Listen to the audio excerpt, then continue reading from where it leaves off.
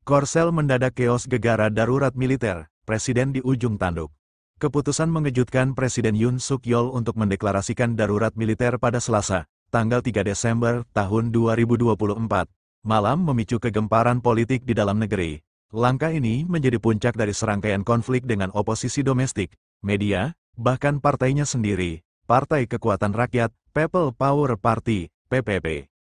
Meski Yoon menarik kembali deklarasi itu hanya beberapa jam kemudian setelah parlemen, termasuk sejumlah anggota partainya, memblokir langkah tersebut, keputusan itu telah memicu pertanyaan serius tentang masa depan politiknya.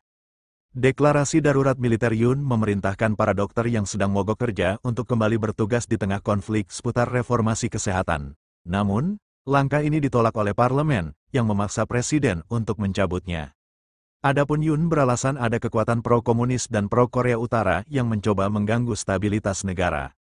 Kekuatan komunis, itu dogma Yoon, bukan fakta, kata David Ray, seorang pendukung PPP berusia 48 tahun, saat memprotes di depan parlemen, dilansir Reuters.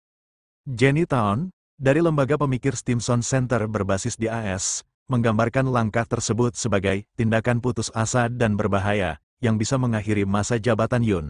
Dia sudah tidak populer, tapi ini mungkin menjadi pukulan terakhir yang memulai proses pemakzulan, ujarnya. Ratusan pengunjuk rasa sebelumnya berkumpul di luar gedung Majelis Nasional menyusul pengumuman Yoon bahwa ia bertindak untuk membasmi pasukan anti-negara pro-Korea Utara yang tidak tahu malu.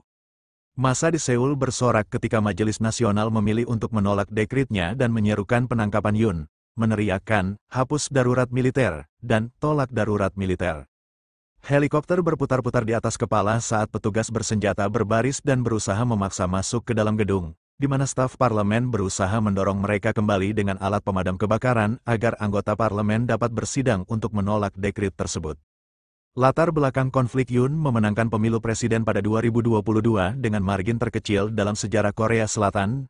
Kampanyenya didorong oleh ketidakpuasan terhadap kebijakan ekonomi, skandal, dan perdebatan tentang kesetaraan gender. Namun, setelah menjabat, Yoon menghadapi tuduhan kepemimpinan otoriter dan upaya penindasan terhadap oposisi. Dalam pidato tahun lalu, Yoon menyatakan bahwa kekuatan totalitarian komunis telah menyamar sebagai aktivis demokrasi dan hak asasi manusia. Bahasa ini ia gunakan untuk membenarkan deklarasi darurat militer.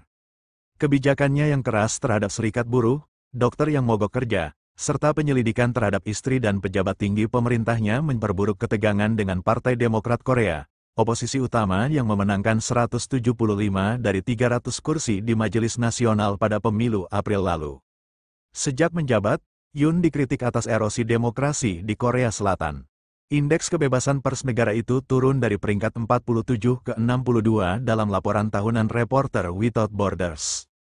Dia juga menghadapi tuduhan, berita palsu, terhadap kritik, mengajukan lebih banyak kasus pencemaran nama baik dibandingkan presiden sebelumnya, serta membatasi akses media. Laporan oleh Varieties of Democracy Institute pada Maret lalu mencatat mundurnya demokrasi Korea Selatan sejak Yoon menjabat, mengutip kasus hukum terhadap tokoh-tokoh dari pemerintahan sebelumnya dan pembatasan terhadap kesetaraan gender serta kebebasan berekspresi, dampak internasional.